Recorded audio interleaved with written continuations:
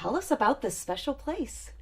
Well, it's called Donation Connection, and I take donations from the community of all sorts, and I make sure that it's nice and clean, and we put it out for people who are in need. And we're a free will donation store. We ask that if you have change or a dollar or whatever to put it in our donation box. It helps keep the doors open, pays the rent, the trash, the lights and gas here. And if you don't have it, you catch us next time. We are here to help people as much as we can. Tell me about that philosophy. Well, some people come in here that are on fixed incomes, and at the end of the month, they're at a point where they need a coat for a child, or they need shoes for a child, or blankets with it getting cold, and they don't have the money. So to me, the most important is meeting the needs of what you have to have in life. And if you don't have the money, you don't have the money. You know, you can't give something you don't have. So I want to make sure they have that. But if you get a dollar or two in the middle of the month or the first of the month and you want to come in, please donate it to us, because we appreciate every dollar we get, because that's important. If we don't have those dollars or that change, we're not going to stay open. We try to accommodate and make things easier for people, because life is hard right now. And I don't want anybody to struggle because they feel they have to pay. You don't have to pay to come in here. That's not what we're about. We just ask if you can help, please help. If you can't, please come and get it anyways. That's what we want. What a great lesson in karma. Yeah, What goes around comes around. yeah. And sometimes my karma's been wonderful. Most of the time lately. I mean, I have been blessed a lot by the community, as well as some of the surrounding communities. People have donated from as far as Bettendorf, from the East Coast, and a lot of local people too. But I appreciate every penny we get here, because that's what makes us keep going. And I don't want to give up this place. Our community and some of the surrounding communities need this right now. Yeah. Positive outlook now, but not so much earlier on in your life, right? Right. Are you comfortable sharing a little bit about your life story? Sure. I am a mom of 4 children, and 29 years ago I was addicted to drugs and alcohol, making poor decisions in relationships. And the DHS in the state of Illinois felt that I needed more help, and they removed my children. They later went into placement with my family over here in Iowa. I went to rehabilitation, well, rehab, whatever. And I moved back here to Iowa to build a relationship with my kids, which I have, and I have my grandchildren now. So, but when I came out of rehabilitation, there was nothing for me. There was no home, no family, no kids, no resources at all, really, unless you had money. And with what I was going through at the time, I couldn't get a job and hold a job.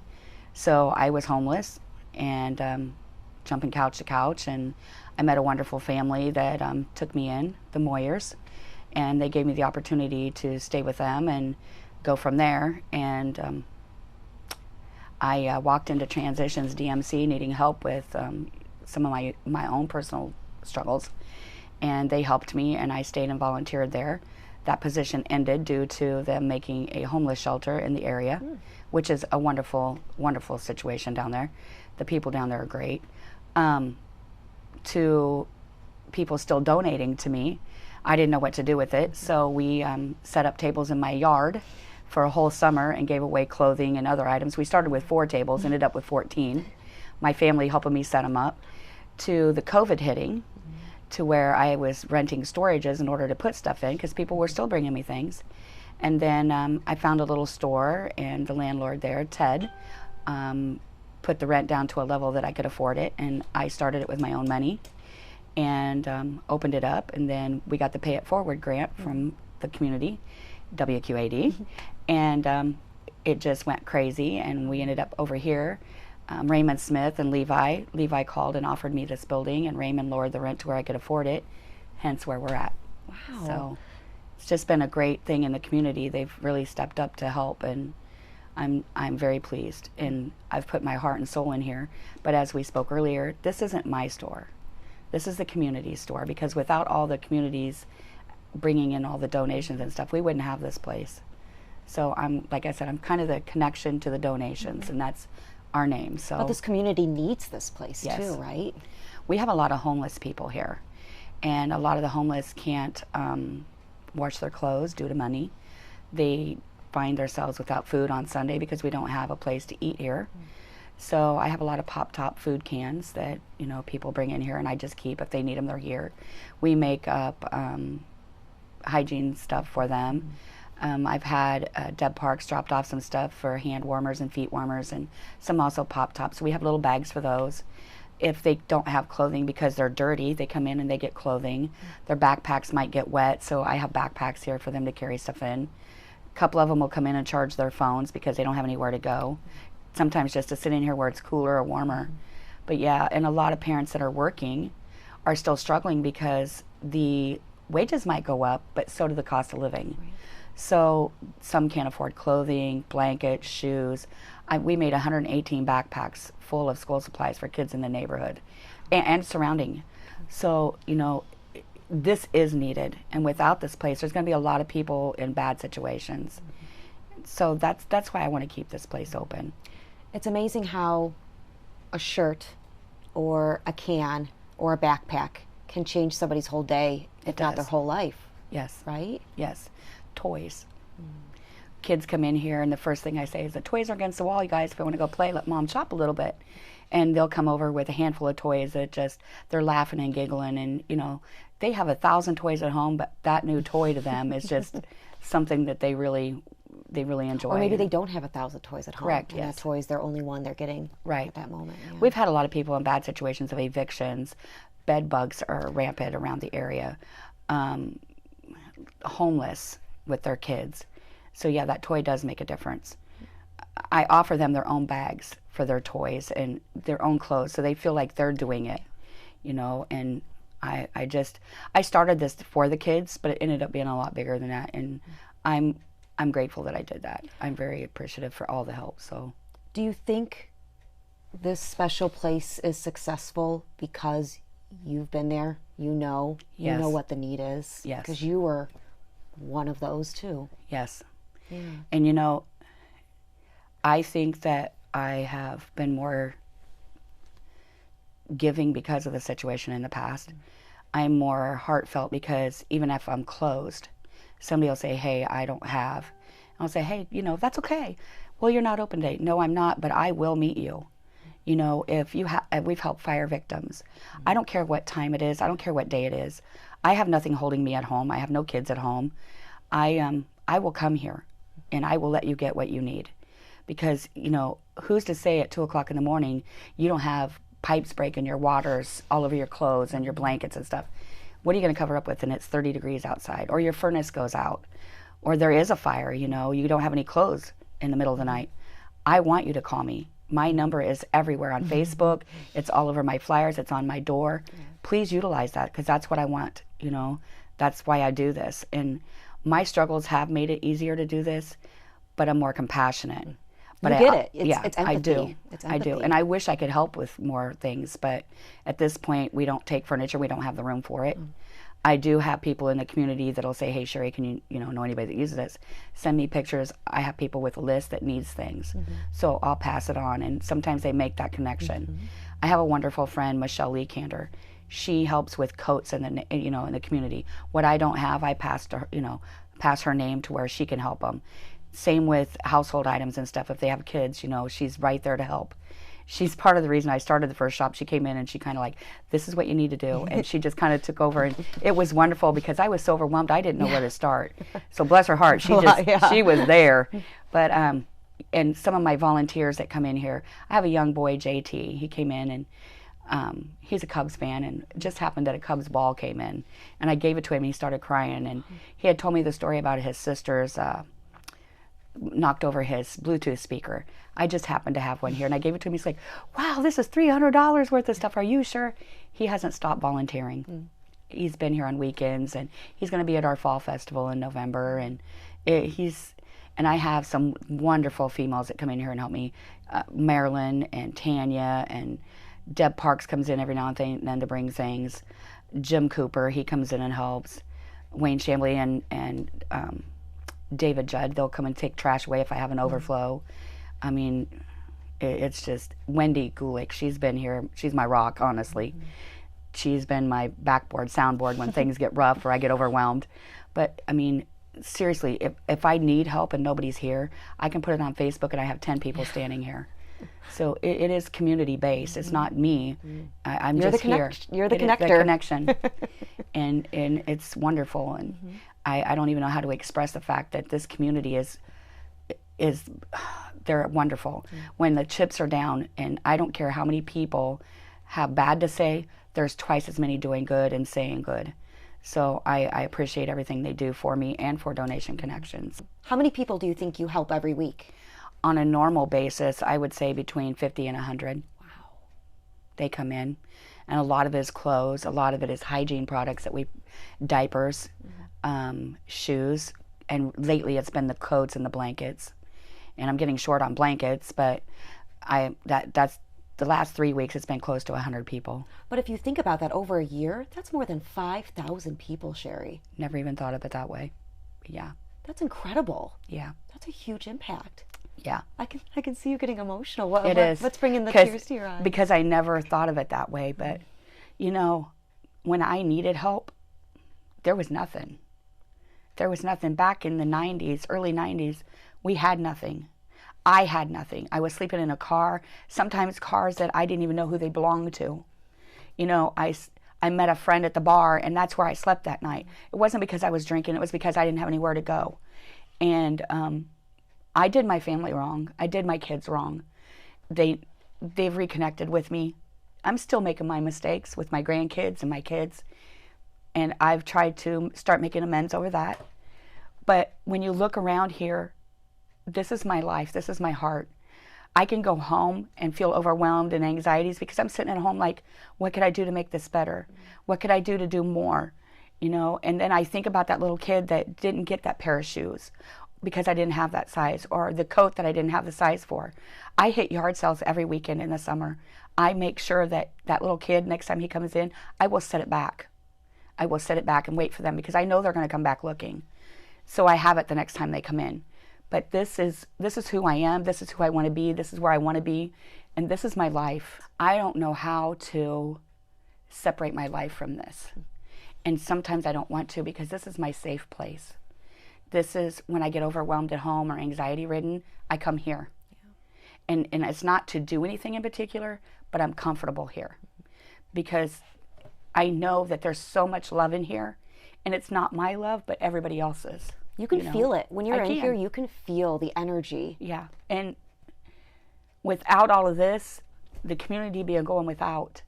And the parents who come in here that don't have things, but when they walk out, they're smiling and they're laughing. And I want them to know that they're welcome here anytime. It's not just about the money. And I could care less. I will figure it out. I do every single month when I run short. I call for that help. And please don't stop coming here just because you don't have money. Please don't feel like I'm begging for the money because I'm not. We will figure it out. We always do. God blesses us every single day. God gives us things when we least expect it. I mean, like the $250, I was short money for next month's rent, and I prayed, and I'm seriously not a church-going person. But I got on my knees and I begged God, please, if you want me here, if this is what I'm supposed to do, please help me. The next day, the mail showed up from a very generous donator from Bettendorf with $250 to make ends meet. And she doesn't realize how grateful I am for this. But without it, there's going to be kids going without. There's going to be adults that are going to be going without and being cold, and kids with no shoes to go to school and coats. I mean, the schools do what they can do, but I even have the schools coming to me. I have Lutheran Services coming to me. I have Hope Haven, which is our mentally development housing people. Yeah. They come here and get stuff. They bring their clients in here. So, I know it's a good situation here. I'm grateful for that. I just don't want people to feel like they have to come in here to spend money, because that's not what this is about. This is to help those that need it. I have a few that try to take advantage of that, and it angered me at first, but I don't look at it as you're selling it for your drugs or whatever. Maybe that is what you're doing, but in my mind, I've had to make it about that's how you're making your ends meet. And if that's what you need to do, in God's eyes, you're the one that's going to have to be judged at the end of the day, not me. I'm not the judge. So I've had to let go of all of that. I get frustrated because people get in the dumpster out here. You know, I put stuff in the dumpster for a reason. It's not in good shape to be put in here, or it wouldn't be in there. Please come in here. Don't waste your time in my dumpster. I'm open from 11 to 5, Monday, Tuesday, Wednesday, Friday. I'm closed on Thursday. I'm open on Saturdays, 10 to 3 to help on weekends.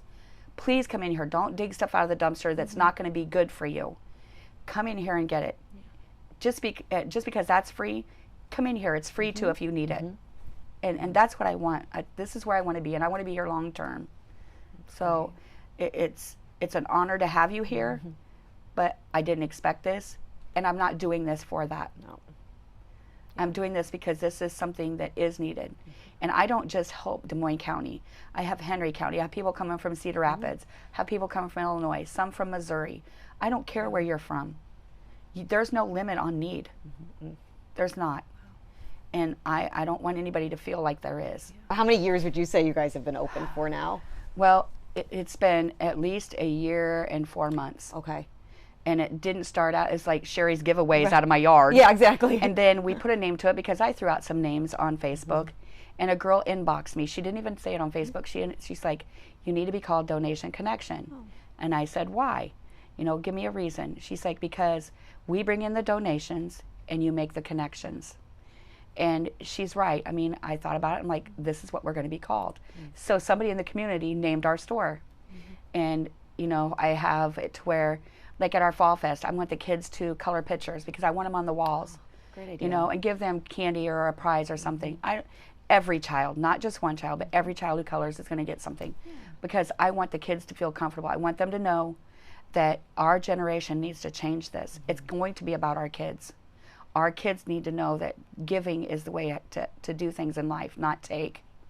And we have too much taking in our lives. We need to start giving. And I want the kids to get involved here. Feel free to come in and help me. You know, I have some that'll come in and hang up clothes and they'll come running back for more. A competition between some of them, you know, or just take hangers off and bring them to me. They're tickled to death to do that little bit to help. And that's why I like this. And I don't know, it feels good being here. Good. Do you think you've created, I call it a safe haven, because you didn't have one? I hope so. Yeah. I do, I hope so. And I see a lot of people coming in here depressed and just tired from worrying, you know, and they'll walk out and I talk a lot with people who come in here, and a lot of them leave here laughing and joking and feeling comfortable being here. And that's what's important.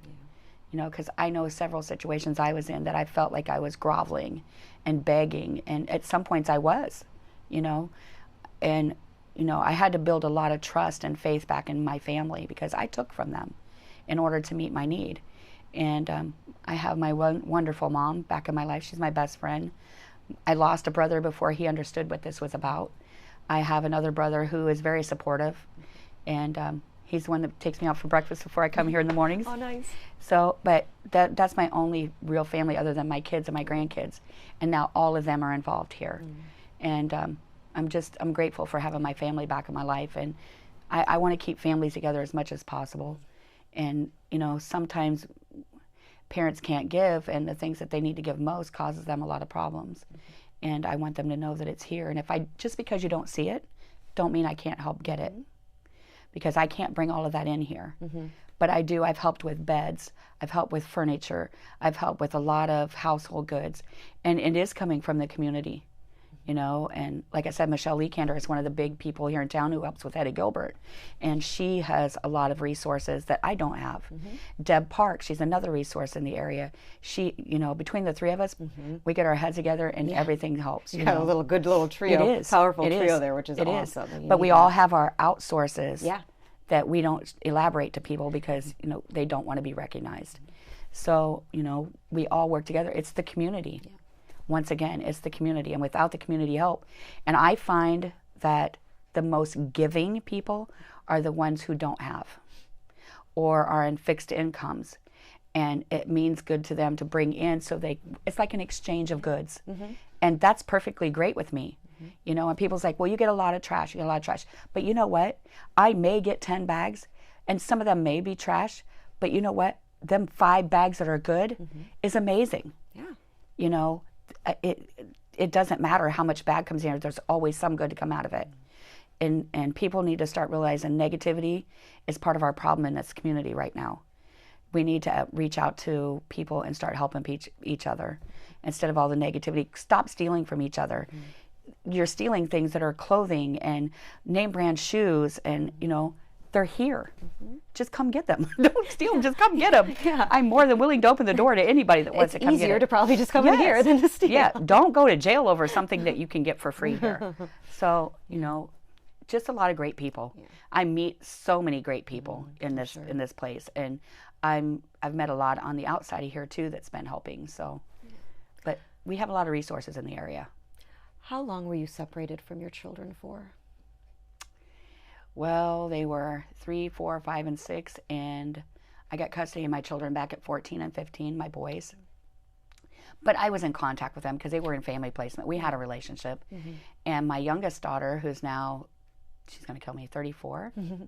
Yeah, 30. She'll be 30. Yeah, she just turned 34. She stayed living with her father, and him and I, James Cooper, the one who helps me here, is the father, and we're best friends, and I was always a part of her life. I have a daughter who lives in Keokuk. I have a son. Both my sons are here in Burlington. They've had their own bad past, but they're coming. I'm proud of them. They've come a long way in their struggles, and their struggles are making them stronger. And I'm trying to help as much as I can. Nobody's perfect. We all go through that, but they're wonderful. I have 22 grandchildren. I have a wonderful great granddaughter. You're a great grandma? I'm a great grandma. Amazing. She'll be a year old in February. I can see why kids are so special to you in this place. Well, 22. You should see Christmas. We're actually going to move everything around, and everybody's going to come in here at Thanksgiving, and so it's a bigger place for all of us. But yeah, without my family, I wouldn't be anywhere. And family don't have to be blood. I have a lot of people I've met in here that have been invited here for Thanksgiving with us. Sometimes some of my family are my friends. Like I was saying, the volunteers here become more my family. Tanya, she walked by my store the first few days I was there, and she's like, without you, I wouldn't have been clean. She's had her fall back and was gone for a couple months, but she's back. When you hear something like that, though, I mean, that is a powerful statement to say to someone, and I can only imagine how that makes you feel because of your past. She's like, I was headed to go get high. Her kids were in foster placement, and I don't know why I waved at her and told her to come in. Didn't know her from nobody, just felt the need. And it was at my other store, and she's been here with me since, minus a couple of months, but, she had to get herself together and find her place in life again. And I don't find fault in anybody. I don't, because I've been there. I took me 3 times before I followed through, and I guess the best thing in my life right now is this place, but most of all, my kids. I faltered on them so many times in life, and we've had our differences. I've gone 2 years without talking to my oldest daughter over some things that have happened. She's now back in my life, and the grandkids are all of them's in my life. And that's what my life wants to be about, is my kids, my grandkids, and this place. And in that order, my family is always going to come first. And people in here has become my family. But Donation Connection is who I am and who I want to be about. And I want to be remembered for that later in life. And when something bad happens, say, hey, look, that lady took care of me. That lady did this for me. But you know what? I don't take care of them. The community takes care of them. It's true. You're just the connector. It is. You're the connector. And we go right back to that every time I'm the connector. But, the community, this is theirs. I'm God's leader. I'm following what He wants me to do, and that's where I'm at with this. And like I told you, I'm not a churchgoer. But this is your church. It is. It really is. And I listen to so many stories in here. I mean, and I find myself being part of them because that's where I've been at. And I feel for them, and I can say, hey, look, try this. Well, I never thought of that. Or try that. Well, you're right. Or here's a resource that might help you. And they'll come back and say, hey, that helped. Thanks a lot. Or, hey, do you have any other resources? Because that didn't quite work. But I'll try to put them in contact with somebody I know can put them in a better place. Or, we just sit and talk. I have, you know, people who come in here depressed, and we just sit and talk, and they'll laugh and joke by the time they leave. You never know what could have happened if they didn't. You know, and I tell people, just because you are having a bad day, somebody else is having a worse one.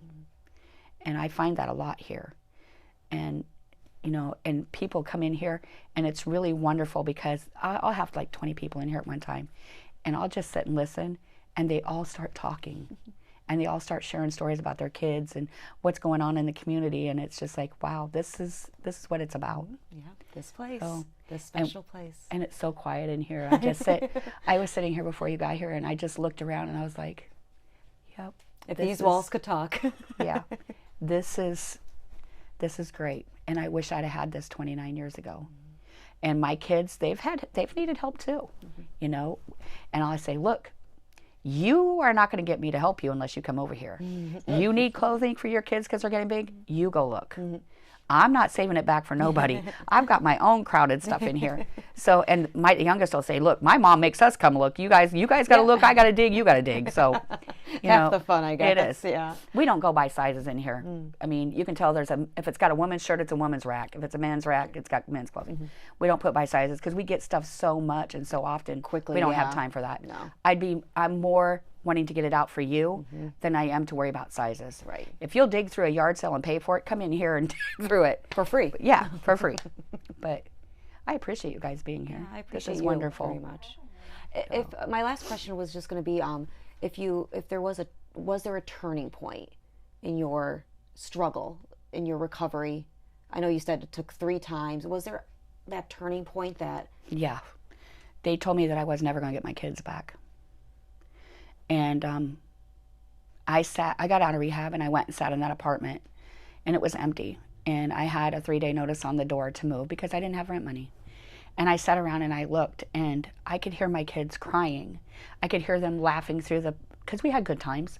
I wasn't always a bad mom. I could hear them laughing and playing, and us playing and doing dinners and stuff together. And, you know, I couldn't smell them after a bath no more. I couldn't hear them playing with their toys no more. And I didn't want to lose that with my kids. So I knew that's what I had to do. And when you see your kids say, Mommy, please, please, we want to come home, you have to do what it takes. And I gave up so much on my kids and myself, you know, and I had to be a part of their lives and to have some kind of relationship with them and have them back in my life. That's what I had to do. They've forgiven me. They have. I haven't forgiven myself, and I still struggle with that. But I try to make up for that every day by being in their lives and doing something better to help them. So I got off the bus and I went to rehab, and I took a deep breath, and I was like, man, I really don't want to be here. And then I could hear my kids saying, please, Mom, please. So I went in, and that lady was pretty rough with me because I needed that. Her name was Vicky. I'll never forget her name. Don't come in here and blow smoke at me. If you don't want to be here, get out, because I don't want to waste my time on you when I can help it with somebody else. So that's how kind of many what years happened. ago was that? 29. 29 years Yep, ago. May 8th. Okay, that turning point. Yep. Wow. And look, this is where I'm at.